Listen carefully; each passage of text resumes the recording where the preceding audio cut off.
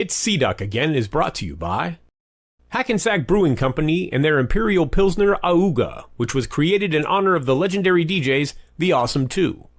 Thick Crates, pure hip-hop satisfaction. Check out their limited edition new releases available now on Instagram. Weaponized Records, an independent music label serving up underground hip-hop. The revolution will not be televised, it will be weaponized. And the Spit Slam Record Label Group. The Spit Slam Record Label Group, a Chuck D situation. Catch us on your favorite streaming platform, on Bandcamp, or visit our official web store at spitslamrecords.com. All releases are available digitally or on CD, with select titles available on vinyl and cassette. The Spit Slam Record Label Group. Throwback to the future sound.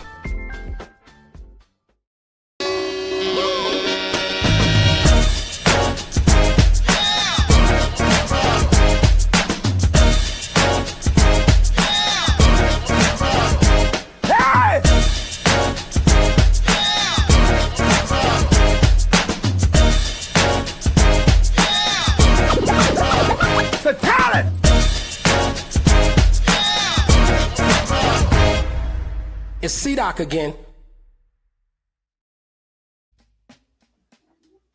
What's up, party people in the place to be? It's Tuesday night. Welcome to another episode of It's C-Doc Again. Yes, I am out of focus. What the hell is going on? Okay. I will have to fix that. Anyway, welcome to the show. Hope everybody's doing well. Sorry we're running a little bit late tonight. That's my bad, but we're in the place to be. Our guest is here. And so is the crew. So please let me introduce you to my squad, the Fantastic Four, ladies and gentlemen. First up, she got her start in classic rap radio at the very first 24-hour all-rap station, KDAY in Los Angeles. Talking about our lady from the heyday of K-Day, Jennifer O'Jenny. What's happening? What's good? I'm checking the messages. Hey, Akil. Yeah, hey, what's up, CM? And Knack, Dan, Perverted Alchemist, all the friends are in the house. I don't look so out of focus. Like, No, you're fine. Yeah, I'm out of focus, though. That's all right. You're a little fuzzy. A little fuzzy, yeah. But so are we, so whatever. Also joining us tonight, he has the dopest account on Instagram. If you don't follow him, you are a sucker, ladies and gentlemen. The Culture Clip King himself, UltraMag7. Jennifer. And I'm going to call this man now Mike Doc. Why? Because I was listening to your podcast episode on Infinite Banter, and I finally heard how you got your name, C-Doc. Yeah. I did not know that. Yeah. Oh, really? You didn't know the story? Oh. I did not know. It's interesting. Yeah. That's a silly story, yes. Origins. Listen, bro. If I tell you my first rap name, you'd be like, "What?" We're gonna have to. What? We're gonna have to do that because It can't be as bad as Dr. On. Does anybody know who Dr. On was? Daddy-O. Odad. I was gonna say, I bet you that's Odad. So. Yep. Dr. Ontology. Oh man. That's the album. That's the album we never got. Dr. Yeah. Ontology. It's still time. Right? Gotta make that phone call. Yeah. Yeah, good to see Akil in the place to be. So Akil, yes. And CM can't figure out when I changed my hair color. I know. That's why you've been out of the loop, bro. Where you been? Yeah. Also joining us, of course, is the man behind Chuck D's Rap Station Radio, the man behind Hip Hop Gods for so many years. Ladies and gentlemen, please welcome to the show, Flatline. And here I am. And here you are. I'm fuzzy too. Oh. Yeah. Yeah. Okay, Fuzzy. But is that just tired physically or just because of the camera? No, just yeah. But I wasn't going to miss this. Also, just a quick reminder for everyone. I have a Divine Styler t-shirt and Ultra Mag doesn't.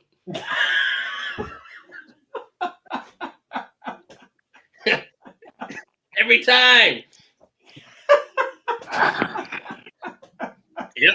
It's on. Let's do it. You guys are funny.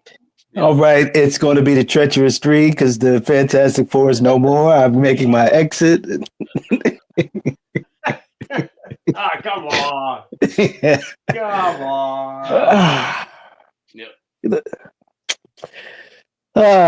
Actually, that's the second time I talked about Divine Styler today. Oh. I was talking to our homeboy Vashan, and we brought up Divine Styler. It's crazy. Oh, what's happening? I don't know. What's happening? What's that? What's happening now? Yeah, ladies and gentlemen, I would like to welcome our guest to the show. Looks like he's sitting in his car waiting on you, like Slick Rick said. Love that song. So do I. He's actually sitting in the park. So there you go. go. There you go. All right. And that's the original song. Exactly. It all works. Yep. Yeah, we got a lot of music to talk about tonight. So, ladies and gentlemen, please welcome to the show our guest, Shafiq Husayn.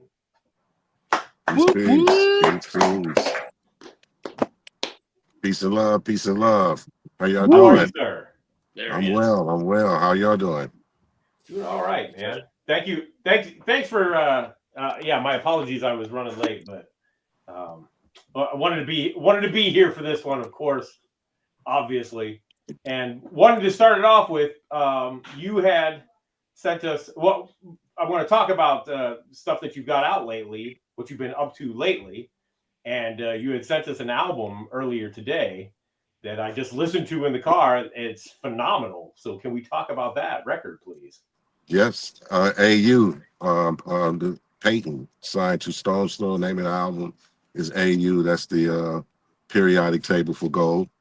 That's the code for gold. And it's like basically a follow-up album to my previous album, Soul Gold, which featured the Dove Society.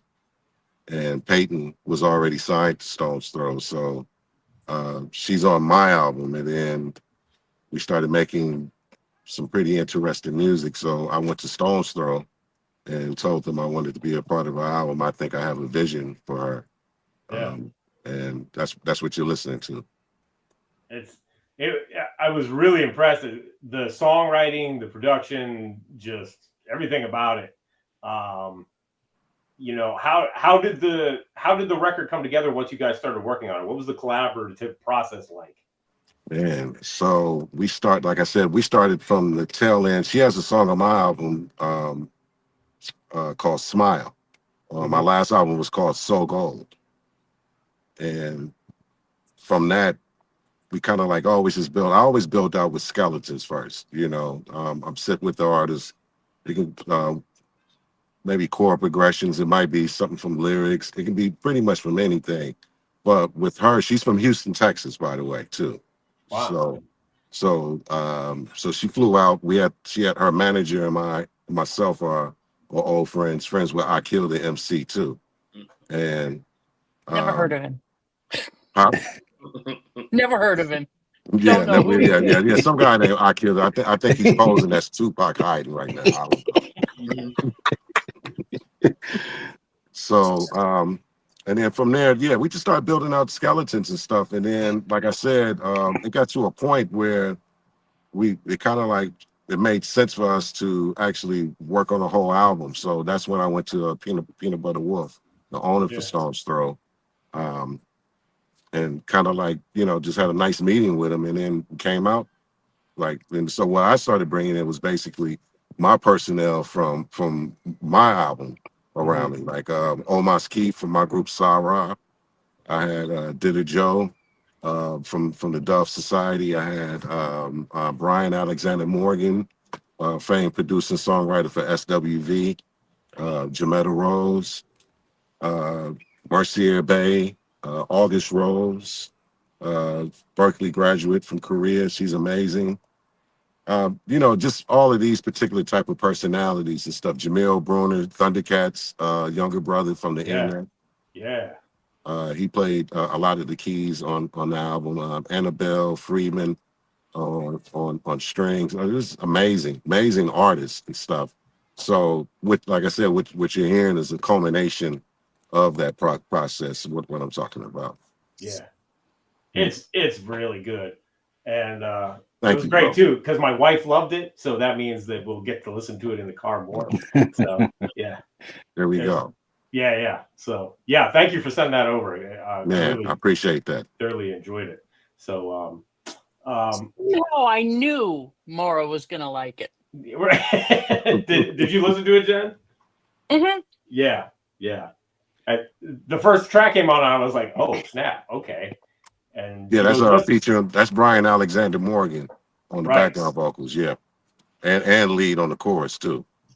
Right. Yeah. Right. And and yeah, so my wife was like, "What's this?" And I was like, "Well, my guest and I produced this record and over, A&R'd it and whatever." And so she goes, "Oh, okay." And so yeah, it was good. It's all good. But let's go back to how did you get your start in music? Professionally, or just how did I get into music? How did you get into music? Like, oh well, I mean, I got into music, I would say, at my grandmother's house on Unwin Road in Longwood Projects in Cleveland, Ohio, my hometown. Wow. And I'm from the funk capital. Yeah.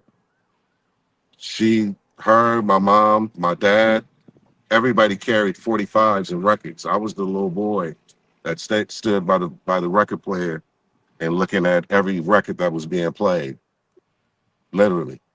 And so I was already like looking at labels. I would ask my grandma, "Oh, what record is that, Grandma?" "Oh, that's the Pointer Sisters. Oh, that's BB King. Oh, that's." So I got that education. I would say music appreciation from my grandmother, my mom, stepfather, and my father, my biological father. And then from that, I going through elementary school, I've always found myself as the one that was providing music for like the Christmas holiday or, whatever, spring break. They would say, "Stefan, you want to bring some records and stuff?" I'm like, "Yeah." They have the little turntables always at the schools, elementaries, and I would be the one that would bring music. So I would say my first introduction into music is appreciation. Second, as a DJ. Yeah. You were a DJ. Did you realize you were a DJ at that point? I would say the first time I saw hip hop DJing was a visit to Cleveland, Ohio, in 1978. There was a place called the Friendly Inn right across the street from my grandmother's project. And there was a guy that had two turntables, and he was going back and forth. And I was sitting there like, wow. And so like the intrigue, because I had never seen that live, and he's like basically what we know now is hip hop DJ, and he was cutting up break beats and stuff. Yeah. And so I saw that, came back to LA, but I'm already, like I said, I'm already collecting records and stuff. My mom has her collection, and then I have so on my street, my block, where everybody's Funketeers at this point. So my friends, you talking about 78, I'm 10. So all of my friends are, we would like help ladies, take they groceries to the car. They'll give us money for that. But there was a record store right there on Crenshaw and Slauson. If anybody remember, there was a VIP Records right inside of the shopping center where the Ralph's is. And so I would take my money, literally go to the record store, and this is how I started collecting records and stuff like that. And then I started venturing off into other record stores around the city, like that. So, yeah, that's my introduction into music. Go Go ahead. No, I was gonna say, do you still have all your records? some of them. I have still part of my collection. Yes, Okay. I've lost a lot of records through storage. Just Yeah. I had a whole storage in Harlem. I lost. I had a whole when I moved out of a foreclosure house. There was a storage I lost. It was just a lot of, but the loss taught me a lot. Yeah. It taught me a lot. It's better to detach than destroy. Mm. Yes. Yeah. Yeah. Good advice. Shout out to Chuck D, the hard rhymer in place. Peace and love, Chuck D. Big fan, brother. Big fan. Love you. Honor Yeah. you. Respect you for everything that you have done for us, and what you went through for us as well. Because I know the struggles. I was around ICE during the whole cop killer stuff. I was the producer on OG. I did all of the sound effects for Cop Killer. I produced Home Invasion too. I'm one half member of Ammo Dump with DJ Aladdin. So during that time, we're highly influenced by what's going on. Bomb Squad and Chuck D, Public Enemy. Yeah. Respect. So yeah, we definitely want to talk about Ammo Dump. So Yeah, Ammo Dump, Bomb Squad. We was like, damn, we need to be the Ammo Dump. That's where that came from. Wow. Ice gave us that title, the Ammo Dump, because we just had so many arsenals and weapons, and so he was like, "Y'all the Ammo Dump." That's so dope. Wow. So you're in LA now and collecting records. And did you start DJing then? I started DJing officially. So when I came back, which is funny. So when I get back to LA, I start my mission on trying to put together what I call a DJ set. I'm trying to. So my mom has a turntable, and I have a little Panasonic.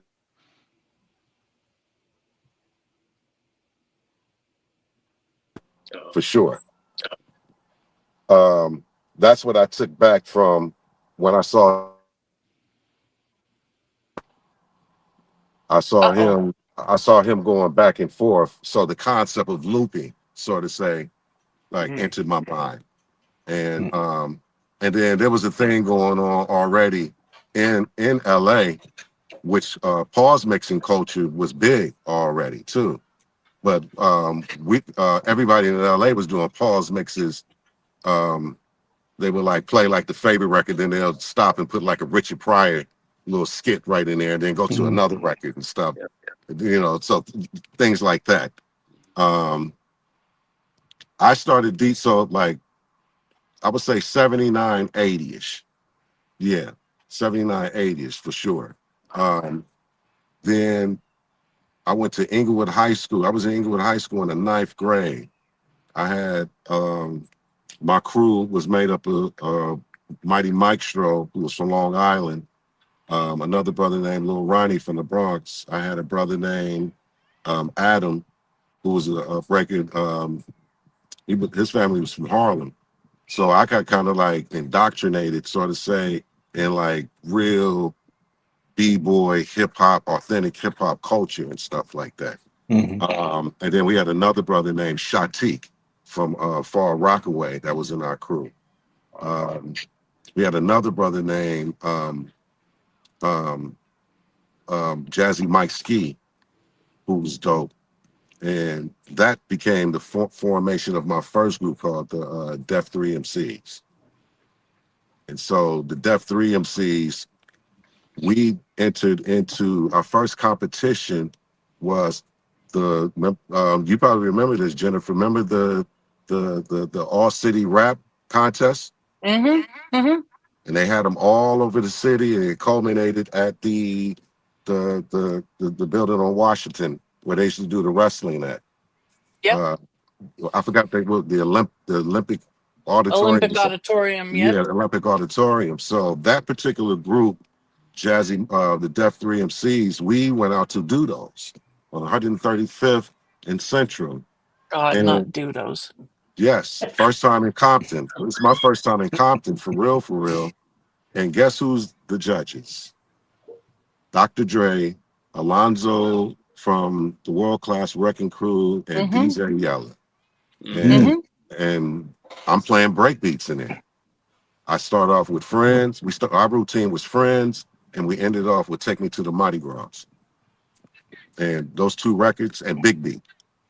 And we won hands down. So we advanced from that to the Olympic Auditorium, which we lost. It was a bad set, but that's where I met Ken G and Evil Lee. They were the judges at the, and then I met Ice at Crenshaw.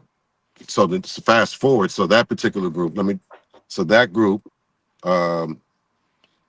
that last year, Charles graduated from high school. He went to the Air Force. Ronnie went back east, and then I transferred to Crenshaw High School in the 10th grade. And that year, I walk in that school. We have DJ Battlecat, DJ Bobcat, Rappenstein,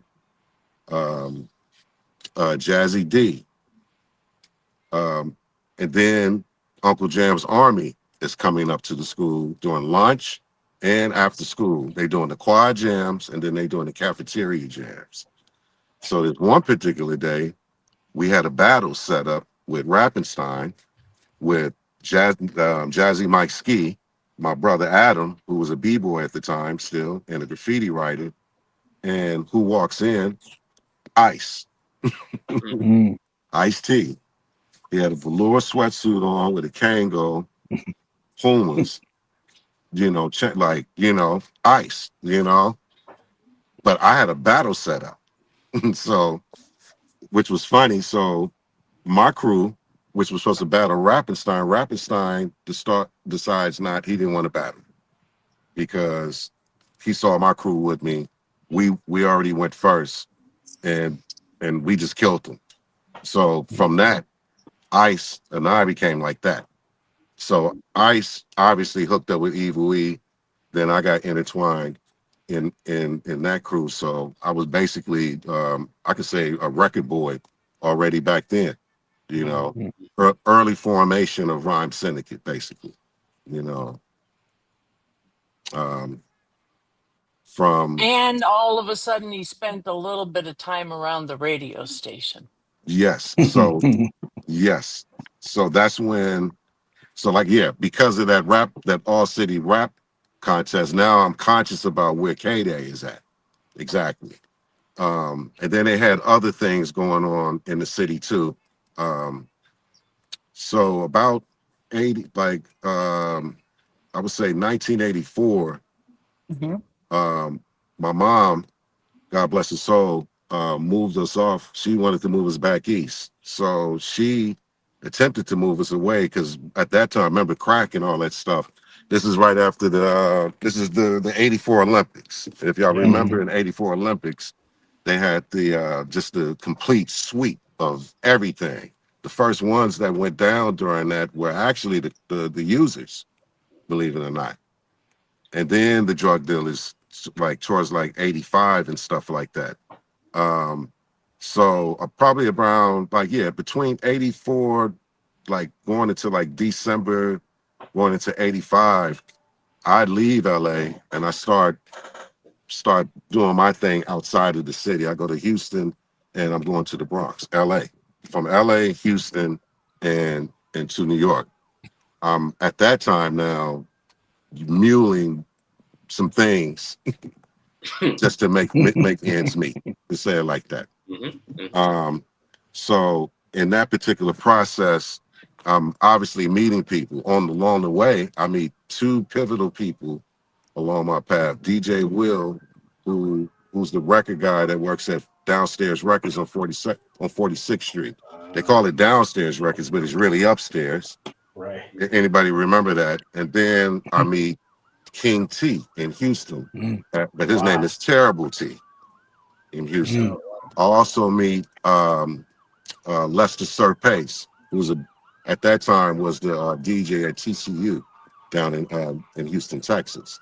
So my Houston and sort of say my NY connect starts from this period right here and stuff. Um, from so I'll give you this interesting thing too. Since we're talking about DJ Will's best friend was in the DMC. We're talking about now. What year did DJ Aladdin win the world championship DMC? Was that 88, 87 to 88, something like that?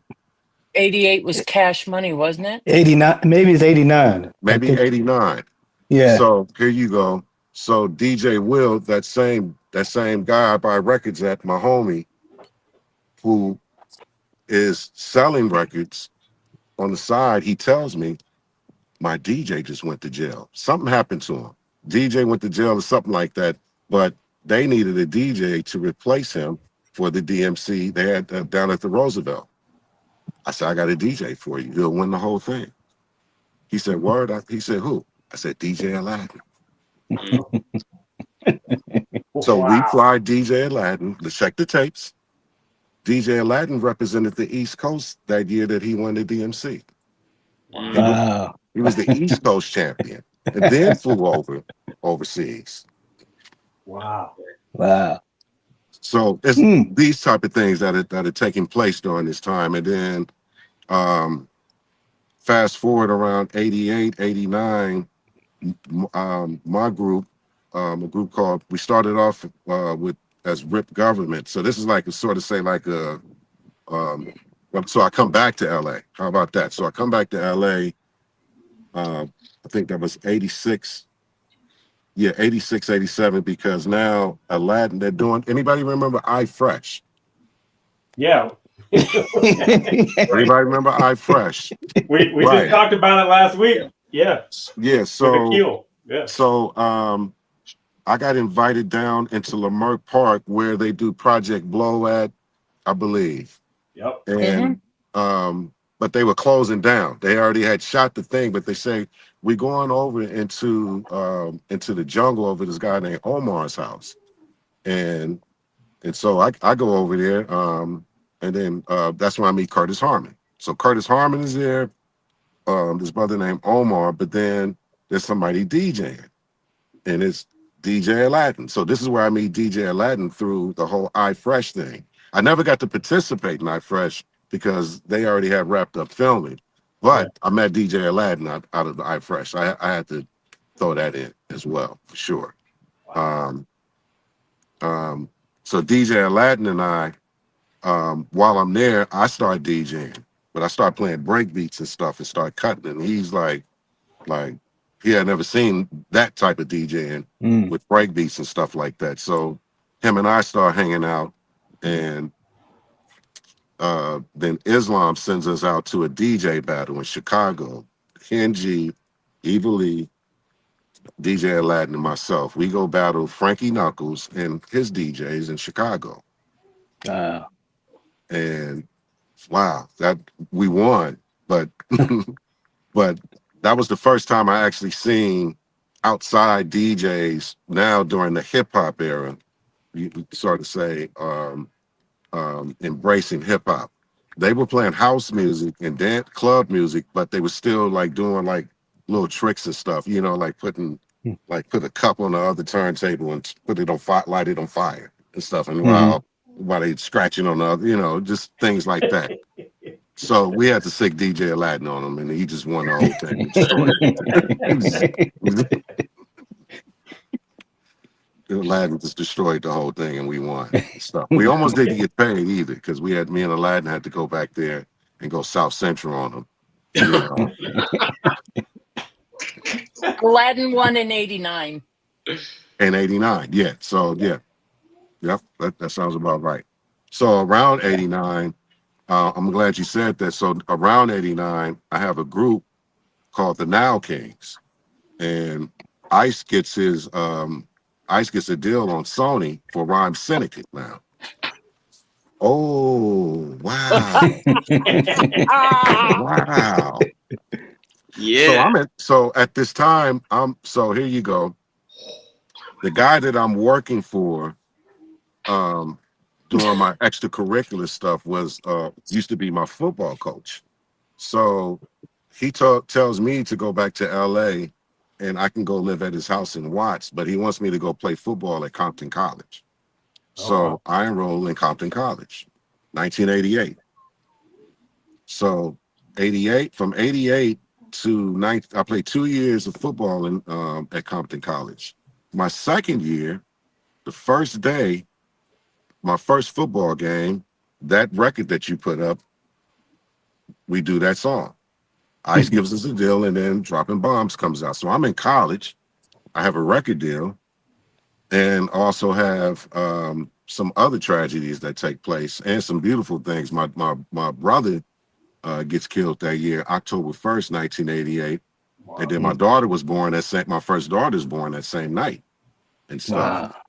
And so I have my mom at that time, God bless her heart, she was strung out on drugs, and I had a little brother, so I had some decision making to do, pretty much. It's my last year for Compton College, so I'm going to transfer to a 4-year university at this time. But my brother just got killed, and then my mom is messed up, and I still have my little brother, and I have a daughter. So me going to school really. That's kind of like not an option for me. You know what I'm saying? Right. I wouldn't have been able to function. I would have had to go through school politics because I didn't play high school because I was out juggling. I dropped out of high school in the 10th. So, where I'm staying at, I have to move. And Africa Islam lets me come stay with him at his place on Beechwood. So Iz goes to Japan, leaves me the keys, and tells me just to, make sure everything is straight. So I go get a job at the Thrifties on the corner of Sunset and La Brea. It was called Thrifties Juniors, if anybody remembers that. And I'm behind the cashier, and walks in Ice and Darlene. So I used to go, SL, what, you work here? I'm like, yeah, I'm at Iz's house. He said, yeah, I know. Iz is coming back. I was, Iz would call maybe twice a week and stuff from Japan and whatnot. And so, but he would always say, I'm coming back, but never show up. I guess he was doing extra work or whatever he was doing, but Iz was gone for almost maybe 4 or 5 months and stuff. So during that time, obviously I'm still, because I got my group, I'm still doing beats for the new album, for the new song for Now Kings. And at this time, DJ Aladdin is coming over and stuff. He's playing beats, I'm playing beats. So I started playing beats for Ice. I heard one beat, which became Microphone Contract on the OG album. SL, come to the studio with me, SL. Come on, Come to the studio right now. And then so I walk in the studio, and they're just finishing up New Jack Hustler and stuff. And so I'm like, y'all should do a couple of little breakdowns right here and stuff like that. And so that kind of morphed into Aladdin and I working on the first OG album right after the New Jack Hustler release. New Jack City, I was at the release. We went on Warner Brothers to see the preview, and that right there changed my thinking. But it also, now I'm in the music industry, and I can take care of my family now. More important, that's yeah. What? You okay, Flatline? I mean, Mike Contract is just one of the greatest. It's one of the greatest tracks that Ice has ever done, as far as I'm concerned. Oh wow, thank you, bro. Well, man, this whole album. Don't get me started on the album. We'll be here forever. But I mean, so Ice was here. Ice was on the show a couple weeks ago, right? And we told him this is his masterpiece, in our minds. Oh wow. And he mentioned that. He mentioned that Islam left, and he needed somebody else to produce, and you guys, you and Aladdin just happened to be there. And so, Yeah, literally. Yeah. Mm-hmm. So, yeah, so it was that record. We asked him a little bit about how it all fit together. Can you talk about the putting the record together? Because there's all these there's songs, but then there's the interludes and the things that tie it all together. And it's really amazing. Yeah. So, like I said earlier, at that time, production wise, I mean, Bomb Squad is just like. So you got obviously you have Bomb Squad. Then I'm a Marley Marl child. I'm from that. I'm still a Larry Smith type dude. Islam is my big brother in hip hop. But the way that how cats were like that, if y'all remember that, like when we going from 88, 89, there's this shift in production and stuff like that, right? Yeah. Who else? Obviously all of the tribe stuff, at that time, the whole native tongues, that's influential, but more, and then ultramagnetic. That's the other thing that's highly like impressing on me at that time. And so these things, and then you have, so like I said, you have Aladdin's production style, and then you have my production style. I'm turning Aladdin on to break beats. Aladdin had samples, but he really hadn't really gotten into break beats and stuff like that and stuff. Gotcha. He got that wave when we would go out and battle other DJs, and he'll see me, I'm cutting up. He was like, we should use that. We should sample that right there. I'm like, right. And then boom. So I will bring these records into our fold. Like I said, with during the time when they were finishing up New Jack Hustler. That's why if you hear a lot of the breakdowns in New Jack Hustler, this is why I'm introducing that particular element into it. But that is impressed on me from Public Enemy and the Bomb Squad. Gotcha. And when he's talking about Islam's house, that's the infamous house that I've told you a million stories about. Yes, absolutely. Yes. Lizards. There's a fish tank in the front. There's a lizard tank in the back.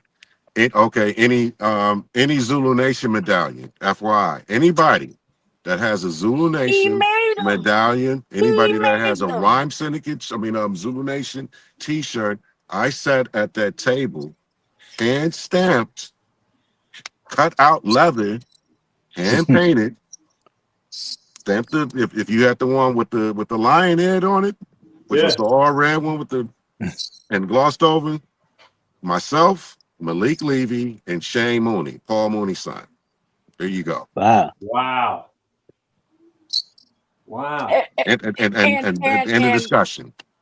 and you can talk about the giant jars of pistachios. Oh yeah, and the 357 Magnums and the Desert Eagles on the table, right? AR-15s. And then and how can I forget? We're doing Water the Bush and United Nations at this time too. Can't forget that. Wow. And Grandmaster Kaz sleeping on the couch. Right. So I have to throw that in. So I'm glad you said that. So that era also, I'm DJing for Prince Whipple Whip and Mr. Freeze for Rocksteady. Wow. I'm doing Whip and I are doing shows. We go back to, it's called the Zodiac at this time, which used to be the Fever and stuff. I left records in there after that set. We're at the Apollo, a bunch of stuff. Mr. Freeze and I DJ for him for almost a good year and a half. Did Palladium, the Palace, all type of spots. Yeah. When Whip was in LA. Yeah, when Whip was in LA. Yep. Where I drove Cool Mo D over to Whip's apartment. I think Whip was staying on like Below Wilshire. Oceanica. Yeah, Wilshire, Oceanica area, something like that. Yep. Wow. So then you. Oh, well, wait, real quick. What happened to the Nile Kings record? Oh, right. So dropping bombs and listen to the light. That's Sudan, Divine, which became El Sadiq, and my brother Justice Allah, rest in peace. That group. So this is interesting too. So during that time, so we had a single deal with Ice. We didn't have an album deal. Okay. So after all of this stuff that I'm talking about with New Jack Hustler and producing with Ice, John Singleton approaches me. Paul Stewart and Malik Levy were the Now Kings managers at the time, but they were my manager as a producer. So John Singleton invites me to his house to play beats for this new soundtrack called Poetic Justice. He's starting a movie, but he's starting a label too. If y'all remember, he has a label, Mr. Grimm, Endo Smoke. Yep. Right. So I'm playing him beats, and he's loving it. He's like, man, we can use this for this scene. We can use this, and so I'm like, but I got a group.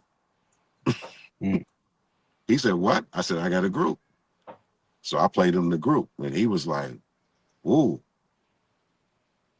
Okay, well, what you want to do? I said, let's sign the group. You're going to get the production with me included with the group. So it's like, so he signs my group at that time. Now it's called Rec Dialect. And we signed to, I forgot John's label that was on. So Paul is the A&R over there. Paul Stewart is the A&R over at this label. It's on the actual Sony lot. Yeah. If y'all can find whatever the Poetic Justice soundtrack is, look, that's the label that we're on. I forgot the name of it. Let's see. I got it over there. But in the middle, so we do this whole album. On this album, we have RBX. Ice is a part of this album. Born Law from Movement X. Oh yeah.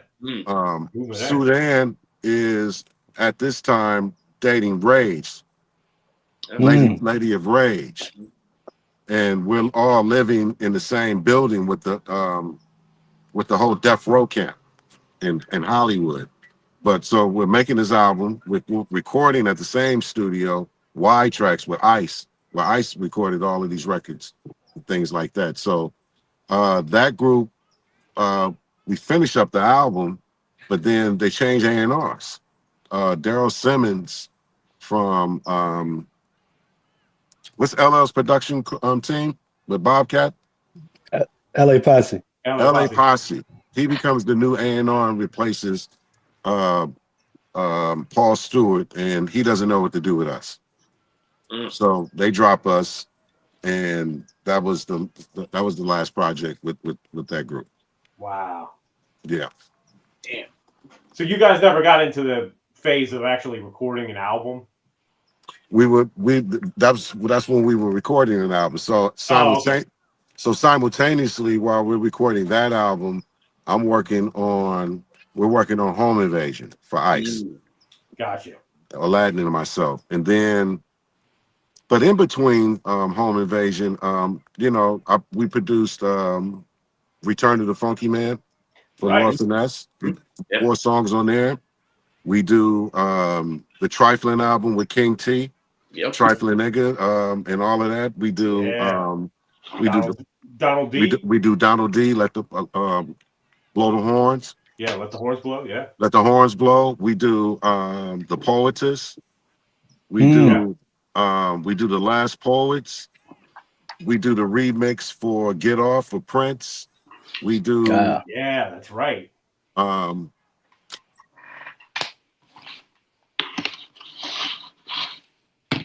few other and then we do and then we partially score Deep Coven, Aladdin and I. Okay. Yeah. Then we do Trespass for Ice. We do Ricochet for Ice. Right. Yeah. Depths of Hell, right? We do, yep. And then I do a maxi single with Ice called I Ain't the Nigga to Fuck With. Got Me Mixed Up with Ice. It was a B-side to, look that up on YouTube.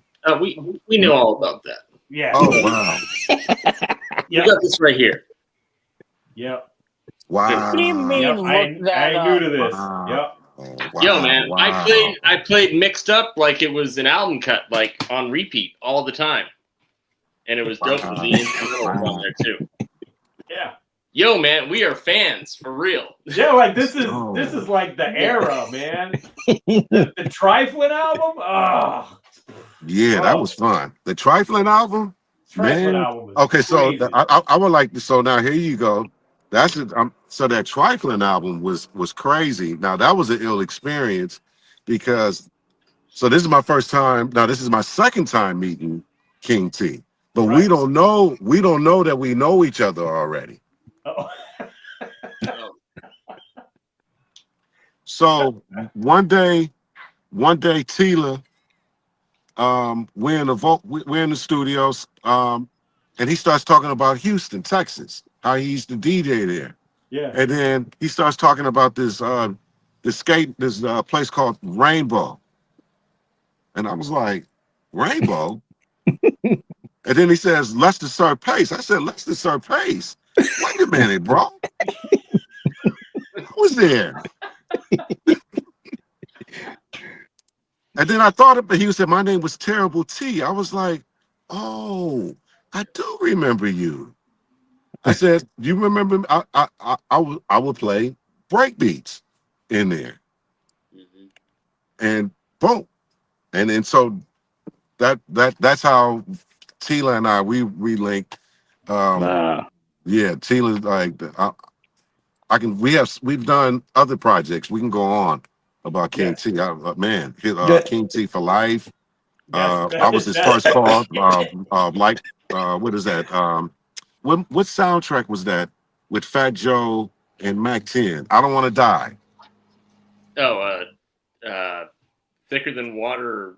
Thicker Than Water soundtrack. Yeah. I produced, Omar Keith and myself produced I Don't Want to Die for King T. Oh, man, that track is incredible. That is... Yep. Sorry. Oh, man, thank you, bro. That shit is fucking dope. But so hold on. I heard y'all talk about the Trifling album. Yeah, I know. It's a good album. It's a good album. Go ahead. But my favorite King T album is King T for Life. Right. And my favorite song is Check the Flow. I'm not playing. Listen, last week we were talking about the show. Bro, last week we were talking about the show. Jennifer's like, yeah, we got Shafiq Husayn. Here we go. And we're like, okay. And then we're thinking, first thing comes to our mind, like we're thinking Sarah and stuff like that. And then we went down, the wormhole, and then we're getting all the production. I said, wait, that's SLJ. Bro, let me tell you, I love that song. That's one of my favorite King T songs. Like, bro, and then I was, and it's wild that you're here because I was like, yo, who is this brother? What happened to this brother? But now it all makes sense. It all makes sense. And that track was a Rec Dialect track. So that was going to be on the Rec Dialect album as my solo song. And so I bring it to Tila. I would play it for Tila. He was like, nigga, we should just do the whole song. I'm going like, you take that verse, I take that. Oh man. Wow. What did I tell you, Shafiq? What did I tell you? Wow, man. Right on, bro. Right on. There you go. The problem is, Shafiq, the problem is you got too many names. That's right. Yeah. Right. There were so many names because then once we realized you were SLJ, we were like, whoa, shit. Whoa, Yeah. Wait till you hear how I became Shafiq Husayn. That's gonna blow your mind. In the middle of all of this, I might as well I gotta throw him under the bus. So in the middle. So hold on, I can't go to there yet. So my last production as my last two productions as Shafiq Husayn are with Raw Breed. Yeah. Mm. Right. Blood, Sweat, and Tears and Killer Instinct albums. Right. Mm-hmm. This is where I meet Omar Keith because he's the engineer at that time. Ice flies Raw Breed and TR Love from Motion Magnetic out to LA, and they're working. I'm already there. I'm working on the track, and then they come in, we meet.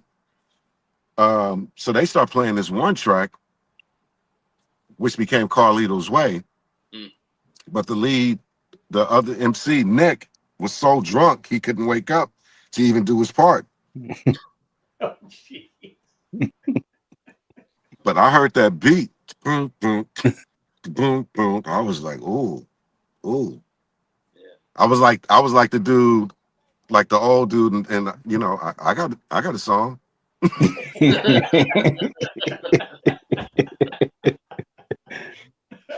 They was like, what? And then so I just started. I was like, they was like stressing because they knew this was gonna be their single, but they're trying to get a deal. They out here trying to get a deal. Right. So I wrote the first verse to Carlito's Way. Make way for the nasty, crap man, crafty, nasty one. I packs a big gun, stripped all that, and I do a couple of other joints. So 3 days later, TR Love sends the demo to Howie T at Warner Brothers. Mm. An hour later, we get a call back. We got a record deal. Phew. Damn. We signed to Warner. Howie T signs Raw Breed to Warner Brothers. Yeah. And so we do, so we fly, so we do the whole album at home. The whole everything. That's the first album, Killer Instinct. So, so this is an interesting story too. So when that album is about to drop in 96, we go to Tower Records looking for that album, and it's not there. Yeah. Right. The video's out and everything. Remember the first video Right. was Carlito's Way. Yeah. But Yep. we go to the store, there's no album. Right. Who walks in to Tower Records? Tupac Shakur. Ooh. Tupac he's by himself, and you know, he introduced himself. He's like, "What y'all doing? We looking for our album I think it's TR Love or and Mark Live and the other cats." And that was a week before he got shot in Vegas. Ooh. Yep. Wow. Yep. That was a week before he got shot. That was my first time, maybe the second time I met Tupac. The other time I met him was at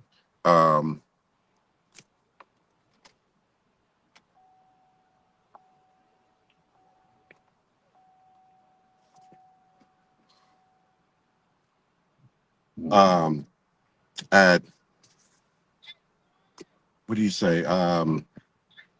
First time I was at the LA Sports Arena when he was a hype man for Digital Underground. Ice had a show that night, and Latifah and Tresh. Right. Gotcha. I say that, I have to say that because I knew I killed at that time. I was just gonna say, where was that I, kill when all this was happening? no, I had to say that because Akil and I talk about this in private all the time. So I link dates up in events like that. So pardon my line of thought. No, that's So okay. so that particular album, Killer Instinct, got shelved. This a week before the whole Tupac thing. Killer Instinct. Now we walk back into Warner Brothers. They fire Howie T. They fire the whole staff at Warner's, but they ask us, do we want to keep our deal or go to another label? They'll give us another budget. So we do another budget, obviously, do a whole new album. But Omar Keith now comes in as a producer with us. And this is my connection with Omar as a producer. That's what I'm getting at. Gotcha. So Raw Breed, now that album comes out, but it gets shelved again too because they fired the whole department at Warner Brothers. I really think it has something to do with Ice because Ice is the first voice that you hear on Killer Instinct, ironically. Mm. Respectfully. Yeah. Which You know. it did finally get properly released a few years back. Yeah, actually, yeah, they did they actually have a run of it going on right now of a re-release. I think it's like a 20 years, something like that, whatever the anniversary for Killer Instinct, but Yeah.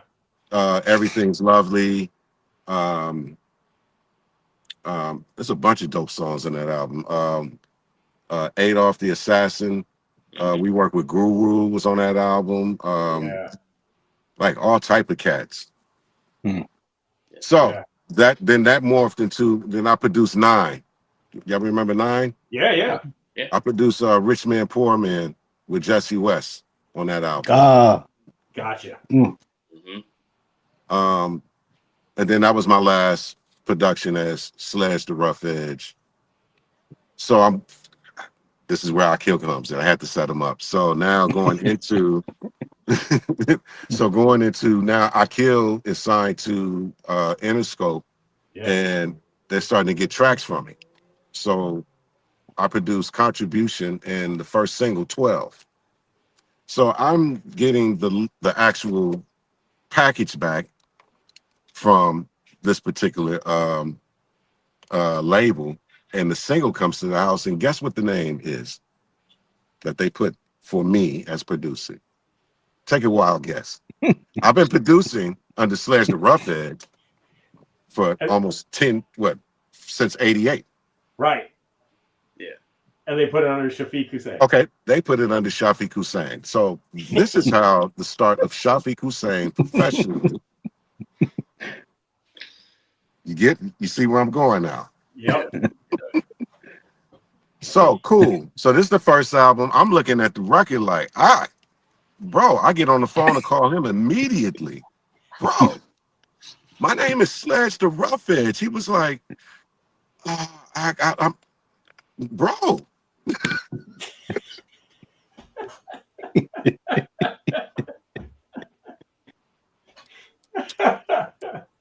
So I go, okay. But my group Sa-Ra had just started.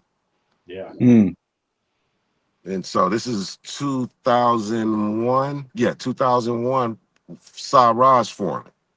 So there's Taz Arnold, there's Omar Keith, Shafiq Husayn. It works. Yeah. It does. Because then I started thinking about it. Taz Arnold, Omar Keith, Slash the Rough Edge. No, Shafiq Husayn. It works. And then that's how I professionally became known as Shafiq Husayn. So I started a new career at that point. Yeah. Because now Sa-Ra is doing this whole other type of music and stuff that has all of these things, and it's an amalgamation of everything that I had been doing up to that point. And so now it makes sense. And now this new group called Sa-Ra. Yeah. Wow. Where did they did you ever ask where did the name Shafiq Husayn just come from? Or That was my name in the masjid. Okay. These are the Gotcha. eyes. Our kid, yeah. So we sold like this. They loosely just turned my name in like Got you. that. Got you. Didn't even bother to look at the credits on all other stuff that I've been doing. Just F him. Just F what you doing. All right. Yeah. Right. You're gonna be Shafiq Husayn.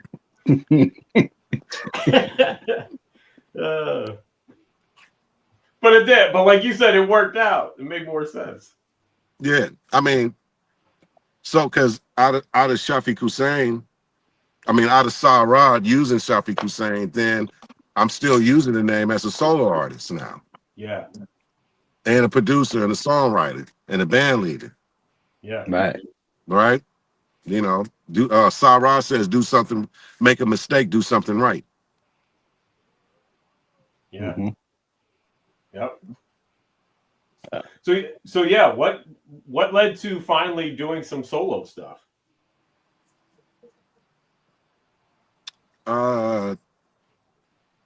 After the the second Sarah album came out, Nuclear Evolution. Mhm. The first album was Hollywood Recordings. Second album, Nuclear Evolution. I had just got remarried. I had a new studio in Mount Washington, and I kept on saying to my wife, "Man, it would be dope if somebody did like an album." When was the last album? It was like arrangements with like this whole like just with horns and tribal stuff, but then mixed in still dope with hip hop, fused it in a way where it's, you know, it has the elements in it, but it's not all the way that. And she was like, "Yeah, that would be dope." She said, "You should do that." I was like, "Right. I should just go do it." Right. And then I went down into my studio, and that became known as my first album in a free kind. Just systematically just taking tracks that I would have for other people, and it may have been a little too unorthodox for them at the time, Yeah. or you know, for whatever reason. But I had a vision for it and stuff. Yeah. That's how I really worked with Badu in that way too. I would like play her tracks, and they would be a little unorthodox, but then I actually start putting things on top, and it's like, oh, okay, I didn't hear that. Okay, boom, and so you have that interaction with the those particular artists that actually start morphed into what you would say in the free kind. Gotcha. That's my very first solo album. Right. 2009. 2009. Yes. Yeah. Akil says Agent Orange, bro. Don't forget. Right. Yeah, those sessions. Yeah, those are early Sarah. Yeah, shout out to Pharoah Munch. He was the first him and Bilal. So I was gonna ask about him. I would say Pharaoh, Bilal, Badu, and Jay Dilla saw the vision early on. Creatively, we were already working with Bilal and Common already. We worked on the B album. Yeah. With Common. Okay. Yeah. He actually was right down the street from where I'm at. And then you had Badu, who came maybe like a little bit after that. We met Jay Dilla and Madlib at the very first Sarah show. Wow. Yeah. Him, Madlib, and Peanut Butter Wolf. I believe we met Doom that night too. Wow. Or maybe it's like everybody had came out that night. At that point, everybody was intrigued about Sarah. At that time, Sarah, there was no what you would call, there wasn't social media. We still were passing around CDs. So there's one beat CD that we passed out. About 2001 started circulating. Taz went to Europe and passed that CD around a couple of people. Then, but by the time he got back to the States, people already were talking about Sarah. And then I would say the first two people that actually gave us a chance was Pharoah Munch and Bilal. They actually spent money with us and went to the studio. And Bilal, we did, our first song was Sweet Sour You, which wound up on the first Sarah album. And we did, for Pharoah Munch, Agent Orange. Pharoah Munch did the original Glorious too, if you find that online. Okay. Which became a Sarah song. Yeah. We really essentially would supposed to have been like a production crew, but a lot of the tracks, like I said, were a little unorthodox. So what we started doing, I said we should start demoing songs, putting at least a chorus on it, or just do a whole song and then sell it to somebody. So this is where the Bilals and the Pharaohs actually took Sarah songs and turned them into their songs and stuff like that. But we realized that we were a group at that point. And so we hopped ourselves up on stage that first night, and that's when we officially became a performing group too. You worked with Thundercat? Yes. Thundercat came out of the Sarah camp. Yeah. 2005. If you listen to Master Teacher on Erykah Badu's New America One, this is the very first day. I'm showing Thundercat how to chop, how we chop, because he's a live musician. But he wanted to know how we actually chop records. So I took Curtis Mayfield, Freddie's Dead, and chopped that up. Him and Georgianne, shout out to Georgianne Muldrow. She was there too. Wow. Start programming on, and then here comes Thundercat. And he plays bass on Master Teacher. If you shout out to Erykah Badu, shout out to Ty Dolla $ign was on that record too. Yeah. Chuck wants to know, what was the most adventurous labels at the time that approached you? Say that again. What was the most adventurous labels at the time that approached you guys? Who were the more adventurous labels that were? Oh man, you talking about Sarah? Yeah. Oh man, Star Trek. There was a bidding war for Sarah. Rockefeller, Soundtrack, Jermaine Dupri, LA Facing them. Good music. Wow. Craig Kalman and them over at Atlantic. Yeah, it was like yeah. So in 2004, Sarah won the John Peel Play More Music BBC Worldwide Music Award, which is like one of their biggest awards over in Europe. But we didn't have a record deal at the time, and so we're touring already without a record deal. We're doing all of these shows, and then 2005 comes around, and 2005 we meet Kanye early on, about 2005, because of our connection with how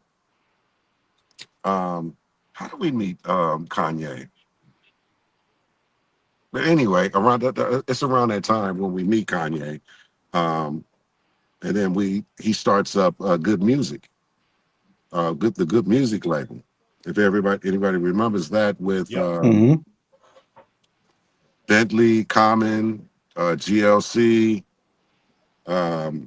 Consequence. like Kanye is really going in, trying to put this thing right, and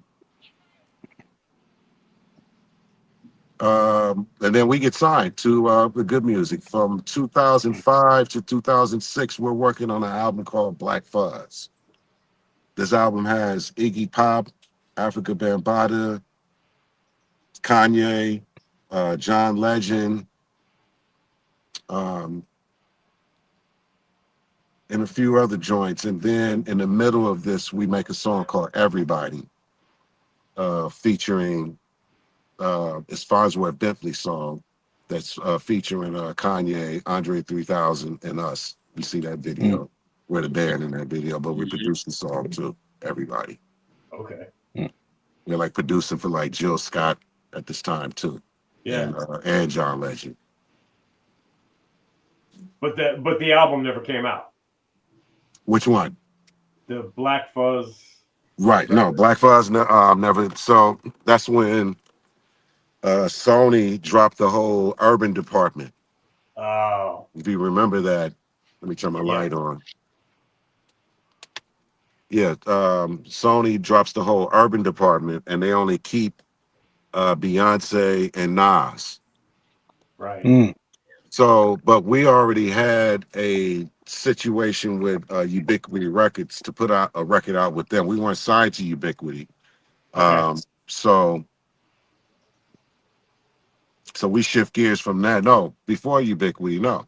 We put out, we line up with Baby Grand Records, Chuck over at Baby Grand, and we put out Hollywood Recordings. Right. Hollywood Recordings, everybody's on there pretty much. That at that Monch, Jay Dilla, Mhm.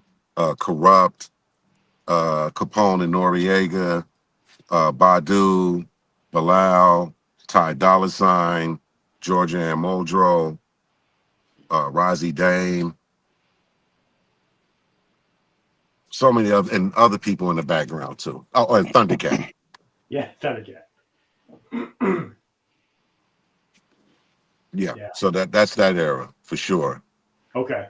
And then on Ubiquity was the last Sarah album. Yeah, Nuclear Evolution. Right. Okay. Right. So that ties into me going into working on the In a Free Kai album, because that same year that both of those albums came out in 2009. I believe Nuclear Evolution was around, if I recall, spring, and then In a Free Kai is fall, like you said, October. Yeah. So we had 2 releases that year. Okay, got you. And then how did you end up? I wanted to ask about working with Blue. Yeah. On the Blueprint. Oh man, Blue started coming around while we were working on In a Free Kai Okay. and stuff, and I do a. Oh yeah, I met Blue through Raj G at Pooh Bar Records. Oh wow. Because I have a instrumental album of beats called the Frequency Clash, Jank Random versus Early On. These are like 2 personalities of beat makers and myself that I make battle each other. I call it the Frequency Clash. And then so Blue wanted to take those records and actually do an album over that. I was like, bro, let me just give you some new beats and stuff. And so that's how Blue and I linked up. Gotcha. And the album that you did with him was the last year, Out of the Blue. Yes. It's so good. And again, because I didn't know that Shafiq Husayn was you, I didn't know that I was listening to you when I was listening to that album or the previous one that you did with Blue. I didn't know it was you. If it had said Blue and SLJ, I would have been like, yo. I was still listening, but I didn't know it was you. But man, I get that a lot. There's a lot of people, because of that that shift from Sledge to Shafiq Husayn, and then immediately going into this whole cosmic soul thing. Yeah. They forget that my foundation is hip hop. Right. Mm-hmm. Right. Yeah. So It's okay. It's all right. hey, it just shows what all you can do, you know? Right. Yeah. Right.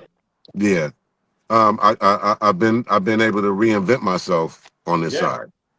You know, I really enjoy making this type of music. You know, it's basically an amalgamation of everything that I've grown up experiencing and listening to, pretty much. Yeah. Mhm. You know, just my interpretation of it. Yeah, sure. Chuck says, I wonder how many unreleased rap albums in the vault 1992 Oh my to God. 2011. Man, listen, I was just having that conversation with Akil. I was talking to Monch. I was talking to shout out to D Prosper. Shout out to J Electronica. These are guys that have been trying to get me to rap again. So I'm working on a rap album still. It's actually going to be like an instrumental album with just like pieces of rap. Okay. And it's it's going to be good. It'll be good. But we're putting that together. Yes, it will. We'll make sure it's good. We will make sure it's good. What am I missing though? There's somebody Anderson .Paak. Oh, sure. The whole Anderson .Paak, Free Nationals. That starts during the In the Free Car tour. He winds up opening up for me for one show, and he's a big fan. And he's the first time I've ever seen live somebody rapping and drumming. Mm. I mean, like impeccable. Like so. Then we have another show again, and he's the opening act. But he says, "Bro, I got a band, and I think that we should be your band." I'm like, right. But so at the time, Thundercat is my music director for Shafiq Husayn in the whole Okay. In a Freaka band. But we just finished the Apocalypse album for Thundercat. So now he's touring. Mm. So I have to substitute band directors. Anderson Paak, bring him in. Well, he's Breezy Lovejoy at the time. I bring Breezy Lovejoy in to substitute for Thundercat as band director. So we have Ron Avant, keyboard player. We have Jose Rios as our guitar player, Breezy on drums. Kelsey Gonzalez, the bass player, he comes a little later, soon after, maybe a couple of years later. But that particular band now with Thundercat now becomes the band for Shafiq and the Freaka, Shafiq Husayn, and Sarah. And so we're doing all of these shows together. Yeah, early on and things like that. And then that group basically morphed into what you know as Anderson Paak and the Free Nationals today. Wow. Okay, got you. Yeah. Okay. There's one other thing that I skipped that I want to go back and ask about because we had her on the show a while back. Yes. Go ahead. You know where I'm going with this, Flatline. I do. Yeah, go ahead. All right, you got it. There's the record. Yeah. So the joints you did with the Gripsta. Gripsta. Oh, Gripsta. In this joint. Oh, wow. Is that the sampler? Yeah, it's sampler. Yeah. That's because the one joint is the only one that's on there, right? Or that's the only place you can get that joint? No, there's two. There's another one, but it's not produced by SLJ. Right. Yeah, shout out to Gripster. Hold on. Yeah. And she's working on new music right now. Hold on one sec. Yeah, the sip the juice. Well, no, what I was saying, Flatline, was isn't that the only release? That sampler is the only place you can find that song, Smith and Wesson song. Yes, that's right. correct. Yeah. Yep. Okay. Yeah. Because it's. Yeah, that was an interesting time right there. Oh wow! Yeah. Can y'all hear me still? Yep. Yes. Mm-hmm. Yeah. So this is post during that time. This is post Ammo Dump production era for me. Okay. I'm still trying to find myself, my sound as a producer, as an individual producer right now. At that point, I'm trying to get my identity as a producer.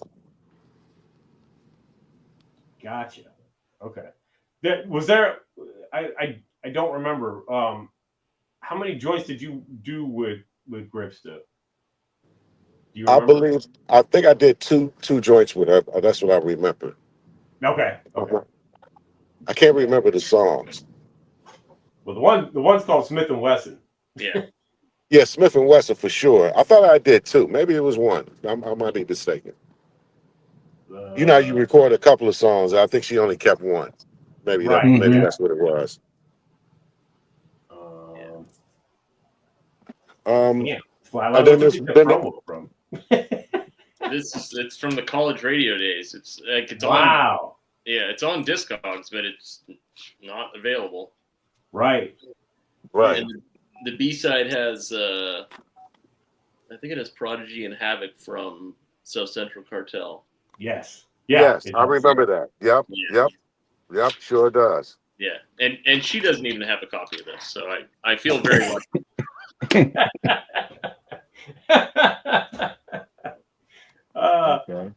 All right, I'm back. Okay. As we wrap this up, anything you want to talk about that you got coming up? Like I said, I have this Payton album, AU, that's out right now. Yes. Everybody go get that. 11 joints. It's great. I think it's we did 11 songs under 40 minutes. I think that's short and sweet, but I think that I don't think there's any skips on that album. Not at all. I think everybody that really enjoys like good music. You know what we didn't? Robert Glass, 2013. I won a Grammy with Robert Glasper on the Black Radio album. Yeah. I have the first song on there, "Lift Off." Dope. I literally heard that album online at the time, and there was a record store near where I worked. Literally, like, left work, said, like, to my coworker, like, if the boss comes around, like, tell him I'm whatever. Anyway, went and grabbed it and ran back to work. But man, that album is phenomenal. And yeah, you on the intro is like, Yeah, that was fun. yeah.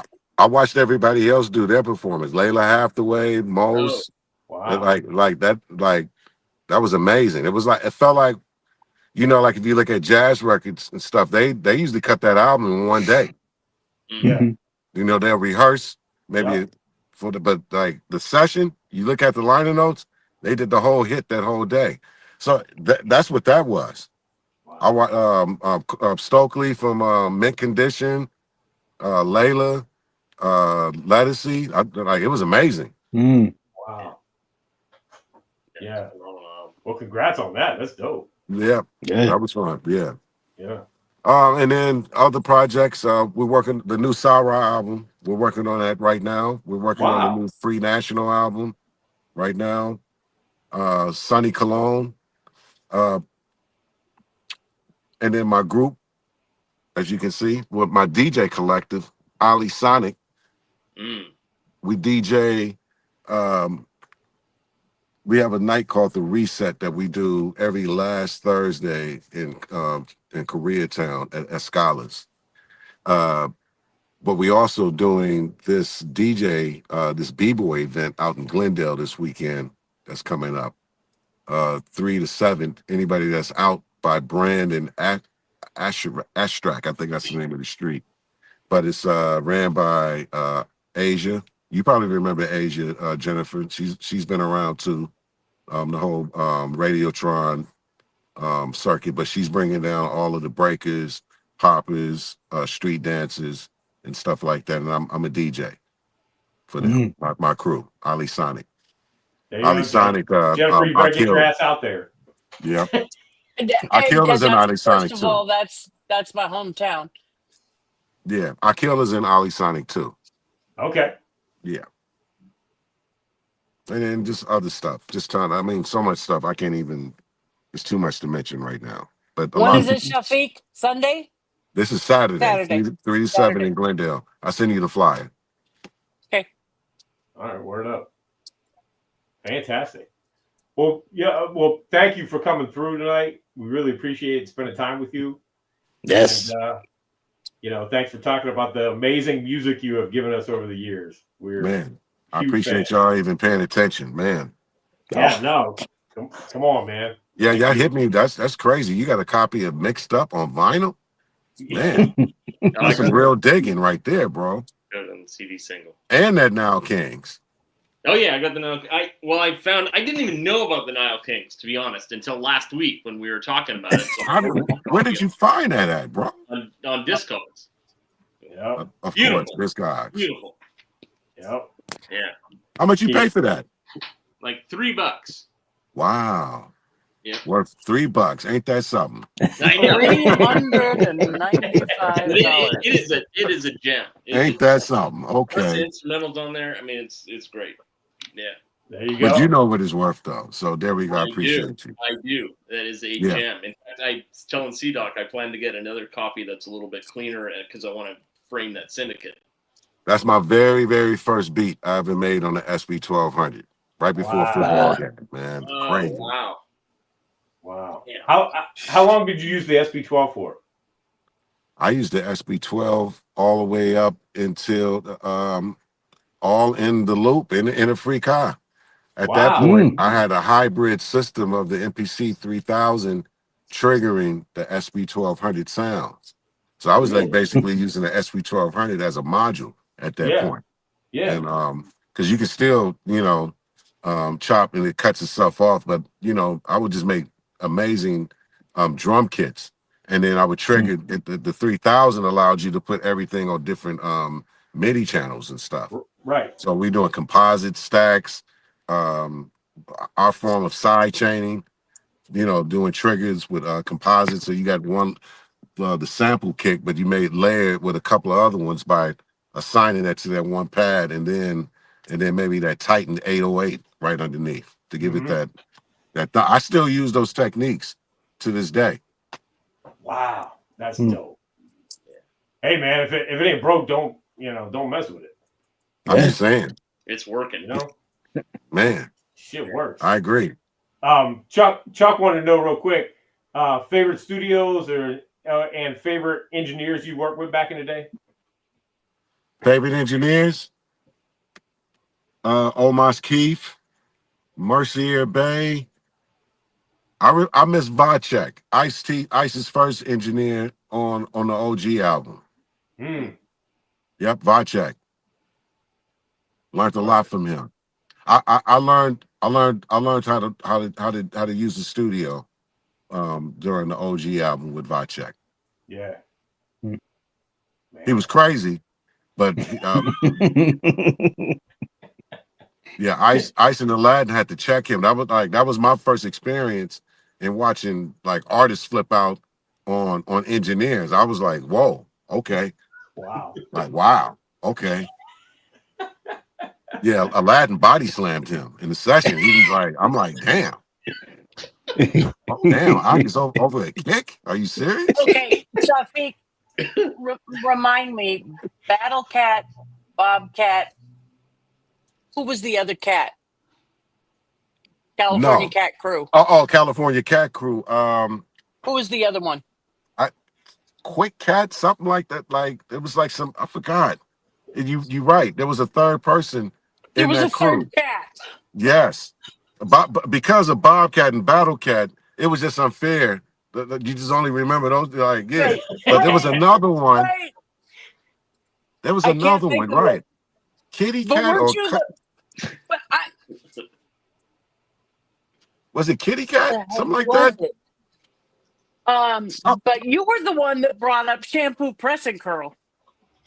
Shampoo, press and curl. Yes. I love that. By the way, I love everything about that. Yep. Remember shampoo, press and curl. Yep. That's a shout out to Pimpin' Rex and was that Pimpin' Rex and Cool Keith, right? Shampoo, press and curl, the dancers from K-Day. Yes, I remember those too. But I'm thinking about Cool when you said that. What was Cool Keith and Pimpin' Rex? Analog Brothers. Name for their group. It was something like that. Brothers. Analog Brothers. Analog Brothers. Yeah. Shampoo, press and curl. I'm sorry, Jennifer. Yeah, man. Yes, that was a 80s group, right? From K-Day, for sure. Yep. Yeah. Wow. What a jet. So much history, man. A lot of stuff. Yeah. A lot of stuff. Yes. Yeah. A lot of stuff, bro. Well, yeah, Shafiq, thank you for spending time with us, sitting in your car. We appreciate that, man.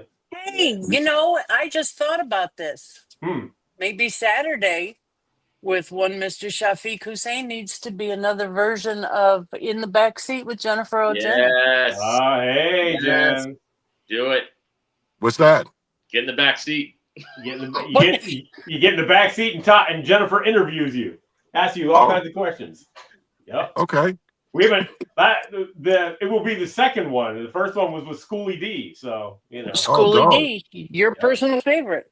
Yep. Yeah. Yep. So. PSK making that green. People always say, "What the hell? What the hell does that mean?" Yep. P for the people who can't understand how one homeboy became a man. Right. Love it. Yep. Love that, bro. Yep. I've been to the Parkside Inn. A word? Parkside. Yeah. Parkside. I'm on the East Coast. Got you. Parkside. I lived in Philly for a number of years. That was that spot. That was what he was talking about, right? Mm-hmm. Yeah, it's a bar. Yeah. Is that the acronyms for PSK? Like Parkside Killers. Parkside Killers. Parkside Killers. You're right. That's what but I'm saying. It's Parkside is a part of Philadelphia. Like 52nd and Parkside was the cross streets where he was at. West Philly. It's like down the street West from Valley. the zoo, from the Philadelphia Zoo. Parkside. Shout out to Philly. 5-2. Yep. And shout out to Cleveland. Yep. Yeah. Your hometown. Yeah. That's Yep. Shout out to LA. Shout out to Houston. Shout out to the BX. Shout out to Harlem. Shout out to Compton. Shout out to Watts. Word up. Shout out to There you Chicago too. Yeah. Yeah, shout out to Chicago. Yeah. Yep. So, yeah. All right, Shafiq, thank you so much, bro. Really appreciate it. Thank you. I appreciate y'all. And man. anytime you want to come back, when you got new stuff, let us know. Man, please spread the word about again, AU, Payton. Mm-hmm. The Payton album, everybody go pick that up. Available on Stone Stones Records. You can find me, Shafiq Husayn, ShafiqHusayn on all platforms, DPSs, and social media. Word up. Thank you, sir. Shafiq Kit Kat. Kitty Cat. Akil That's all. says Kit Kat. What did he say? Akil said Kit Kat. Kit Kat. Yeah, I was saying Kitty Cat. Yeah, Kit Kat. Yes. That was the third one. Yep. The unknown cat. I knew there were a bunch of cats. It was all, yeah. Yeah, them guys were dangerous DJs. They was vicious. Oh, Bobcat in and of himself. But you know who was better than all of them real quick? The DJ from K9 Posse, Terrence, Pookie. Oh. Mm. Yeah, this is like Battle Cats, like these are like real like rolling 40s and stuff, like a real gangster. He went to jail for a long time. That's what derailed his career. But he was an amazing DJ. Oh, and then there was Joe Cooley. And Joe Cooley. Bobcat came in and sat behind the boards and make that jam. Somebody just posted that K9 Posse ain't nothing to it 12-inch the other day. That's Ain't nothing to it. Yep. That was Eddie Murphy's brother in that group too. Yep. Oh, that's right. Yep. Wow. It's burning. So yeah, man, that's such a dope record.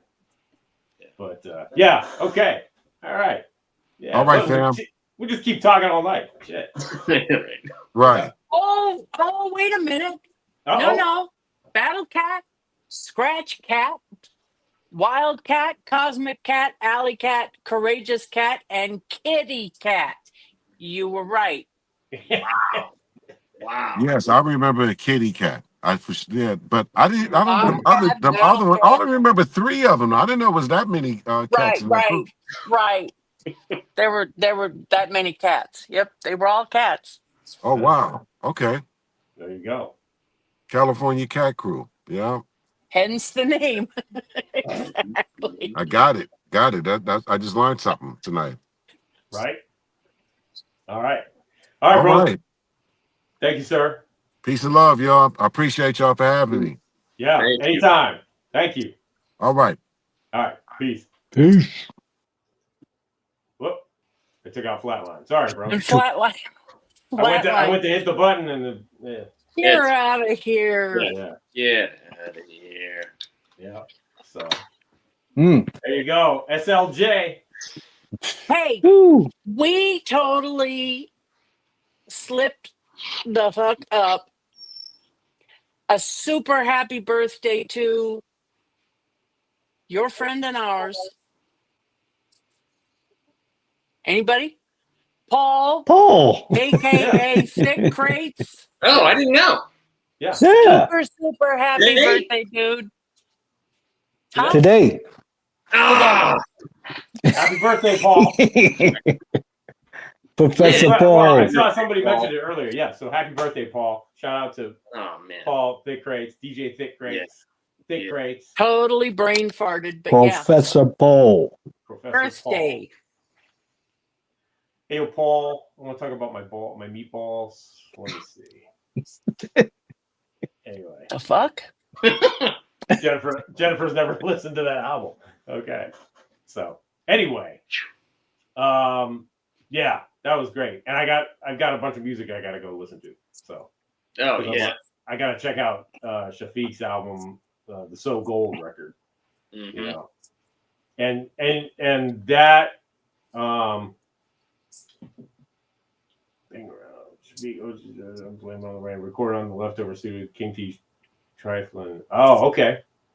Wow. Okay. See, so much music. Yeah, so much. Yes, the Payton record is fantastic. So go check that out.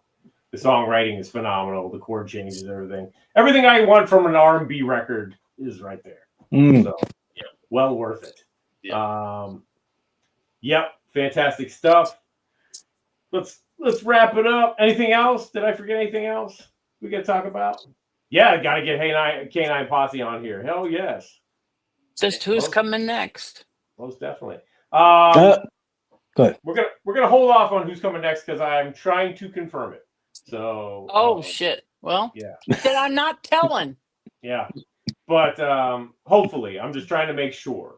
Because it was a while ago when I lined it up, and so. But this is bizarre because Shafiq talked about who's coming after that. So there's this whole weird hamster wheel that's going on here. Yep. It would be bizarre if we got him on. Right. Right. Exactly. He's coming. The one that he's trying to get would be bizarre. Yes, it would be bizarre. and hopefully he's on the way. Back in the pipe. Yeah, exactly. So we're working on it. But yeah, hopefully, fingers crossed. I'm trying to get in touch with them, make sure everything's cool. So, but anyway, thanks for joining us tonight. Everybody watching live, everybody watching on the replay. Check out the Andrew Don't Stop radio show this weekend, and of course, DJ Soulbuck on Sunday. Yeah, and by then you'll know who's coming on or not. So, or if we got to switch it up. And so that'll give you a hint. And we'll be back here next week, next Tuesday night, 9 p.m. Eastern Standard Time, right here on Channel Zero for another episode of It's CDOC again. Yeah.